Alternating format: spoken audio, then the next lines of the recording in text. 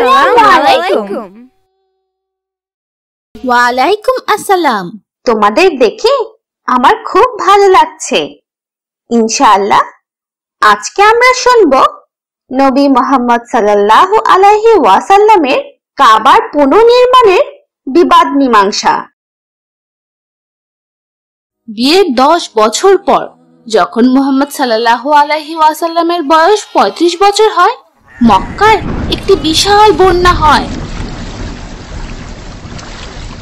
কাবা ঘরের দেয়ালগুলো খুব পুরনো এবং দুর্বল ছিল, কারণ তখনও এটি ইব্রাহিম আলাইহি ওয়াসাল্লামের বানানো পুরনো ভিত্তি ছিল।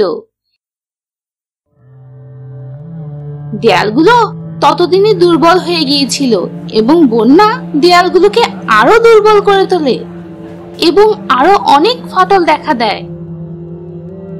তাই কুরাইশরা কাবা ঘরকে আবার নতুন করে বানানোর সিদ্ধান্ত নেয়, কিন্তু কাবা ঘর আবার বানানোর আগে এর পুরনো দেয়াল ভেঙে ফেলার দরকার হয়। কিন্তু লোকেরা এর দেয়াল ভাঙতে অনেক ভয় পায়, কারণ এটি একটি পবিত্র ঘর ছিল। তখন ওয়ালিদ নামে একজন খুব ভালো মানুষ সবাইকে বোঝায় যে তারা কাবা ঘর ধ্বংস করছে না, বরং তারা আরো ভালো করে পবিত্র ঘরটি আবার বানাচ্ছে। তাই তারা তাদের কাজ শুরু করে। মক্কার প্রতিটি বংশ পবিত্র কাজে সাহায্য করার জন্য চলে আসে। কাবা নির্মাণের জন্য লোকেরা রোমান থেকে একজন লোককে নিয়োগ করে। সে দালান নকশা করার বিশেষজ্ঞ ছিল।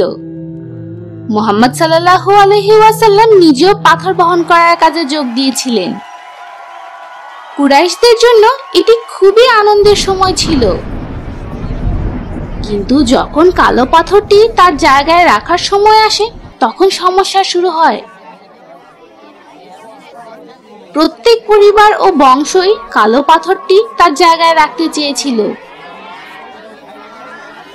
এই বিবাদ 4-5 দিন ধরে চলতে থাকে। বিভিন্ন পরিবার একে অন্যের সাথে যুদ্ধ করতেও রাজি হয়ে যায়। সেই মুহূর্তে একজন বৃদ্ধ লোক বলেন যে এরপর যে মানুষটি কাবা ঘরের দরজা দিয়ে সবার আগে ভেতরে আসবে, সেই ঠিক করবে যে কি করতে হবে।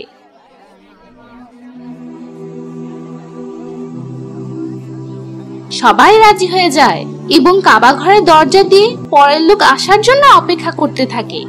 আল্লাহ তাআলার ইচ্ছায় দরজা দিয়ে আসা মানুষটি ছিলেন মুহাম্মদ সাল্লাল্লাহু আলাইহি ওয়াসাল্লাম।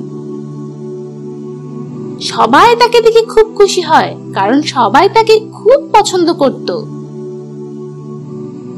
তিনি যে কোনো ধরনের সমস্যার সমাধান করার জন্য অনেক বুদ্ধিমান ছিলেন। সেই সময় তাদের সমস্যা সমাধানের জন্য মুহাম্মদ সাল্লাল্লাহু আলাইহি ওয়াসাল্লাম একটি ছোট্ট বিছানার চাদরের মতো কাপড়ের টুকরো আনতে বলেন। তারপর তিনি সেই কাপড়ের মাঝখানে কালো পাথরটি রাখলেন। এরপর তিনি প্রত্যেক বংশের নেতাদের সেই কাপড়টি ধরতে এবং পাথরটি তার জায়গায় নিয়ে যেতে বলেন।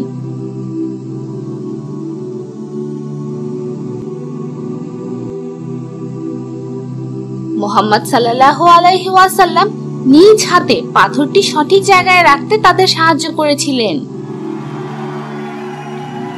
মুহাম্মদ সাল্লাল্লাহু আলাইহি ওয়াসাল্লামের এই বুদ্ধির কারণে সবাই খুব খুশি হয় এবং তাদের মাঝে অনেক বড় যুদ্ধ হওয়া থেকে বেঁচে যায়।